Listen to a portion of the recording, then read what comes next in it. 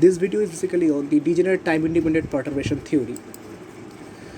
First of all, we know about the introduction of this theory. Now, perturbation theory is a method for finding an approximate solution to a problem by starting from the exact solution of a related simpler problem. A critical feature of the technique is a middle step that breaks the problem, the Hamiltonian basically, into solvable and perturbation part. The perturbation theory is applicable if the part-out part is very small compared to the exactly solved problem, the Hamiltonian. Basically, the Hamiltonian of the exactly solved problem have to greater than the perturbation Hamiltonian. Here, the history. Now, perturbation theory was first developed to solve more than two-body planetary motion. Basically, the solar system. In before 18th century, the only law that tells about the interaction between those two planetary planets is basically the Newton's law. Here I'm writing the Newton's law. As you can see, the Newton's law here, F equal to G m1 m2 by r square, where F is the force, G is the gravitational constant. The value of gravitational constant is 6.67 into 10 to the power minus 11. M1 and M2 are two stellar objects, maybe two planets, and r is the distance between them.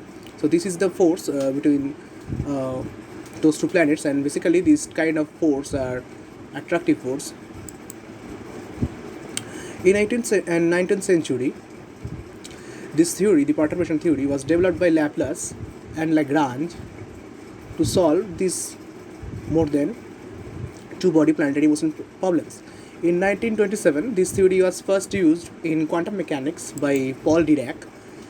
Paul Dirac used this theory to solve radioactive decay of particles, which was later named as the Fermi's golden rule. So now, if we are going to talking about the theory, first, to know about the degenerate perturbation theory, you have to know about the non-degenerate perturbation theory. So,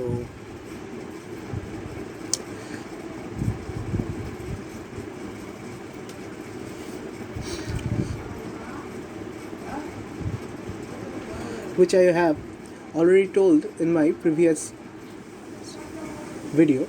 If you have not seen my previous video on non-degenerate perturbation theory, then please check it out. A link is given in the description box, and forget not to subscribe and hit the bell icon.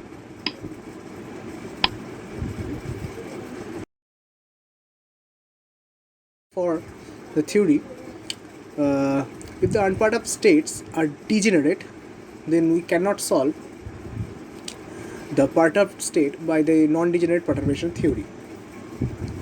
Now, this is a serious problem. So what I am going to do now, let's take two states, psi a0 and psi b0 are eigenfunctions of a same Hamiltonian with same energy eigenvalue E0. So for this twofold degeneracy, the sorted equations will be H naught the Hamiltonian applied on psi a0 is equal to E0 psi a0, and H naught psi b0 is equal to E0 psi b0. And another approximation we take that the psi a0 and psi b0 are orthonormal wave functions, that the inner product of psi a0 and psi b0 is equal to 0. Next, now let's take a linear combination of these two, psi a0 and psi b0 wave function. Let psi 0 is equal to alpha psi a0 and beta psi b0, where alpha and beta, where alpha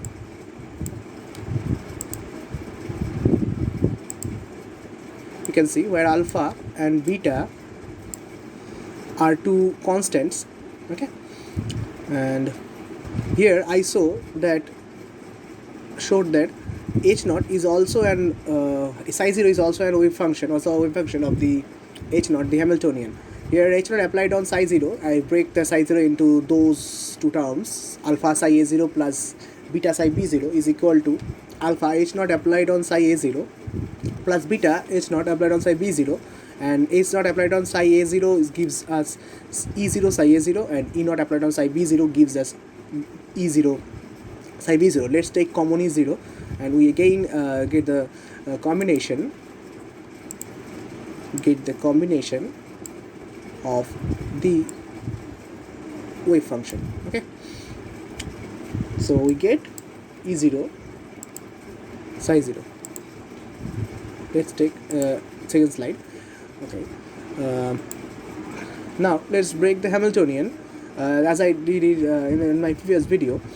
Break it in two parts, the h naught and lambda h prime. Here the h is the Hamiltonian which consists these two Hamiltonians. This is the exactly Hamiltonian.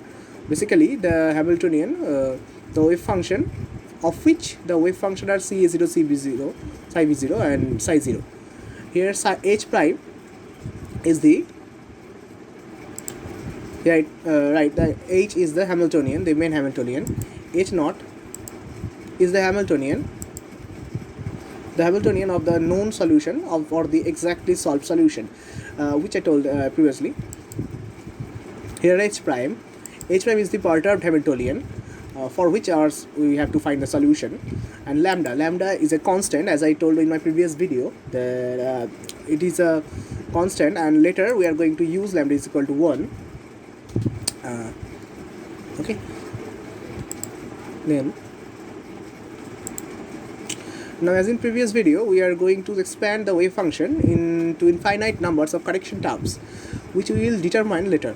As I told you in my previous video that we cannot find the exact solution for the unperturbed Hamiltonian, rather we can find the correction terms for the wave function as well as the energy eigenvalues, and by summing it to the exactly solved solution of the relatively simpler wave function and energy eigenvalue, we can get the desired solution of the problem which arises due to some perturbation in the relatively simpler problem. Now the more correction terms you add, the more accurate result you get, just like the Taylor and the Fourier series expansion of any function. So let's take as an example, I write Taylor series expansion of the sin x function. Here this is the Taylor series expansion of the sin x function. Here this is infinite series of x. Okay, and the more terms I added here, we get the more accurate result of the value of sin x. Okay, let's go to the next slide. Here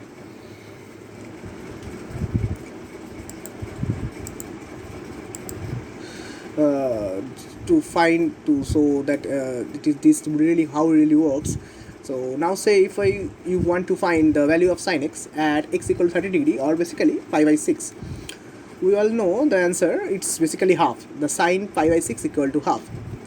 Now you can get the same result from this infinite series. Here I use x is equal to pi by 6 in the infinite series, but I use only 3 terms from the infinite series. Here you can see sin pi by 6 equal to pi by 6 minus x cube, means pi by 6 cube by 3 factorial, pi by 6 to the power 5 by 5 factorial. Only these 3 terms, more terms will be added if you want to, and we get a really close result. This is 0.500002132, which is approximately equal to 0.5, but there are some terms you can see. So if we add more terms in the series, and we definitely get the exact solution 0.5. Okay, now writing the wave function and the energy eigenvalue of the Hamiltonian H in terms of the correction terms. Here I write the wave function into correction terms followed by a lambda. You can see the size is the wave function of this Hamiltonian, and psi 0, you know the wave function psi 0, the wave function of the Hamiltonian H naught.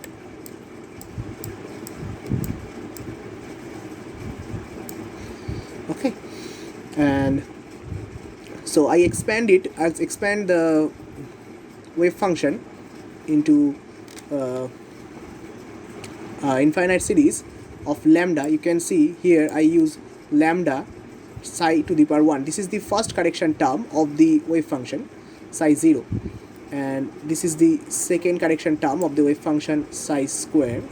Here I use lambda square, and let's take this equation as 1. Here also I did E is equal to E naught, which is the solution or the energy eigenvalue of the H naught, the exactly solved Hamiltonian, and E1 is the first correction, E2 E squared is the second correction, and so on. So here I am writing the Schrodinger equation H psi E psi for this Hamiltonian and this wave function. We get this energy eigenvalue. So H psi is equal to E psi. So now, if you have seen my previous video, then I have told or described it very clearly in my previous video. Okay, so this is the Hamiltonian H plus lambda H prime.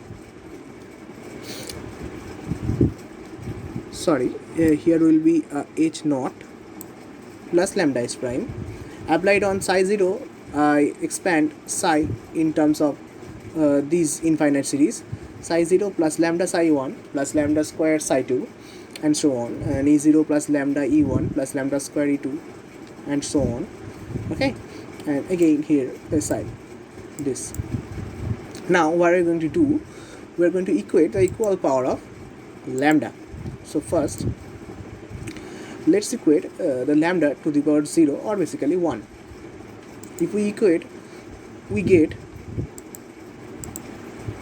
H naught psi 0 equal to E naught psi 0, which is the Schrodinger equation for the exactly solved problem. Okay, which is the Schrodinger equation of the exactly solved problem. Now, if we equate for lambda to the power 1, we get this. You can see H naught psi 1, H prime psi 0. Now these all these terms have lambda to the power 1 as a coefficient. So that's why I'm writing it there equal to, and equate them.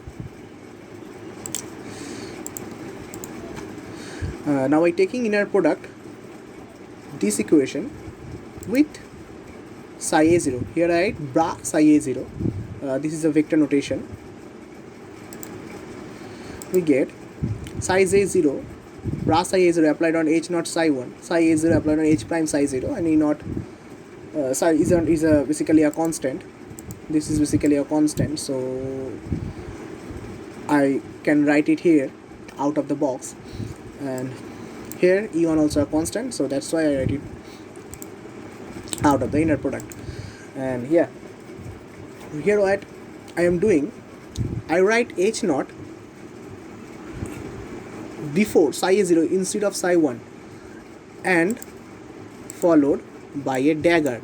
Now what is this means? This means this H naught is the complex conjugate of this H naught. That's why I am using a dagger, so I can do this before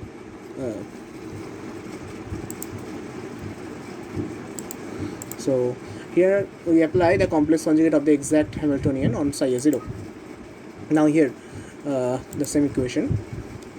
As all the Hamiltonian operators are Hermitian, as you know, the Hermitian operator has a property that the complex conjugate of a Hermitian operator is also the Hermitian, and this is, it doesn't change its characteristics. So now here if we simplify it, I'm writing H naught instead of H naught dagger, and H naught applied on psi a0, we know that it is basically equal to E naught psi a0, and E naught psi a0 this is basically a constant, that's why I'm writing out of the inner product, and they're all the same. And now what we're going to do, the first term of the both sides are cancelled out. As you can see, these two terms are cancelled out, those two are same, that's why these two are cancelled out. Now if I expand psi 0 in terms of the linear combination of it, which is alpha psi a0 plus beta psi b0, I get these equation. Okay,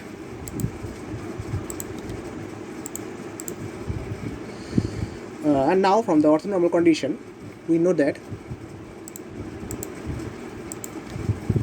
this psi a0, inner product of psi a0 psi b0 is basically equal to 0. So,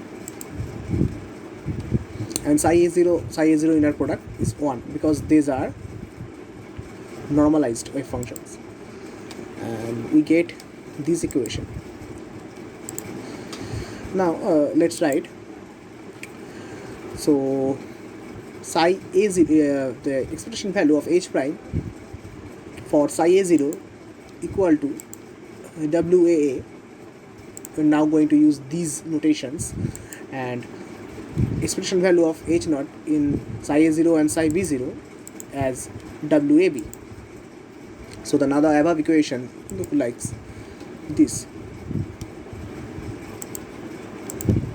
We are writing psi WAA instead of expression value of h prime psi a0 psi of psi a0, and here WAB.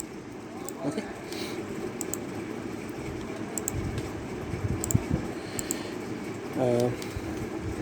Now we can get a similar equation by taking inner product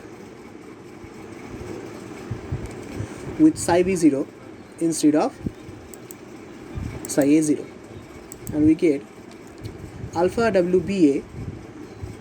So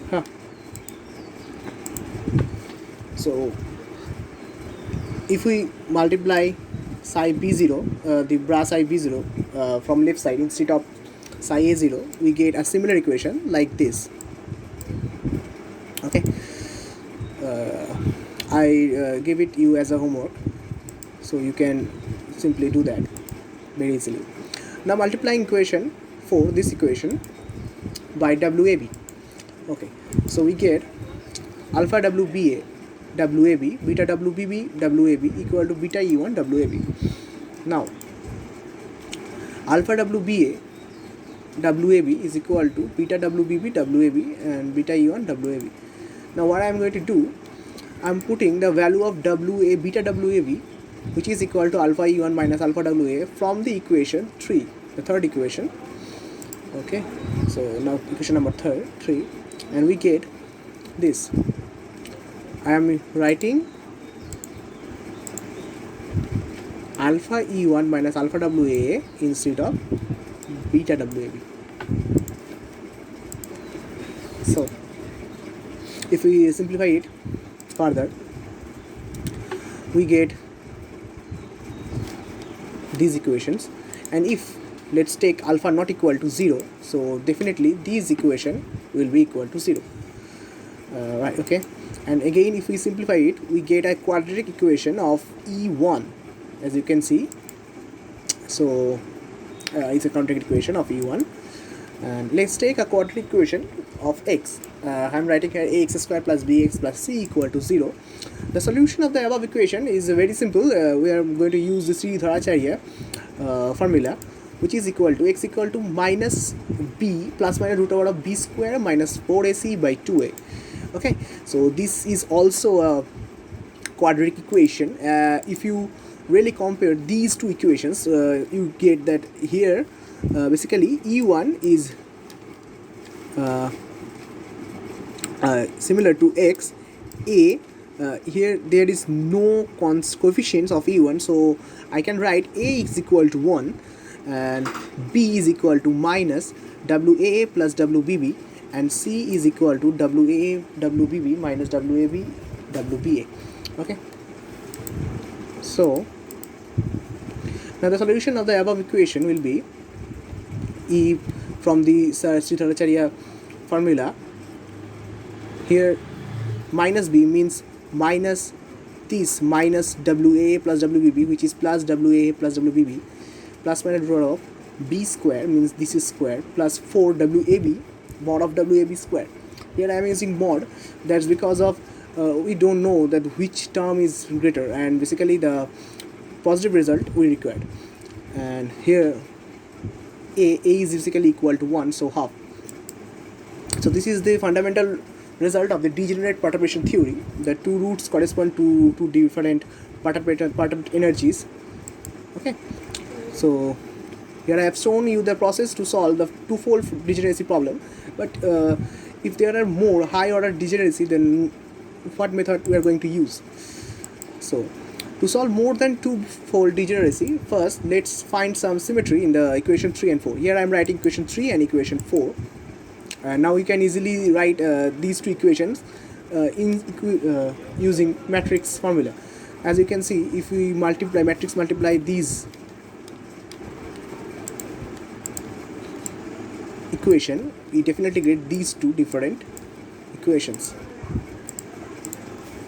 Now this is a 2 cross 2 matrix, as this is a twofold degeneracy, and if there are n-fold degeneracy, then you get a n by n matrix, and that's how you solve the degenerate perturbation theory. Thanks for watching.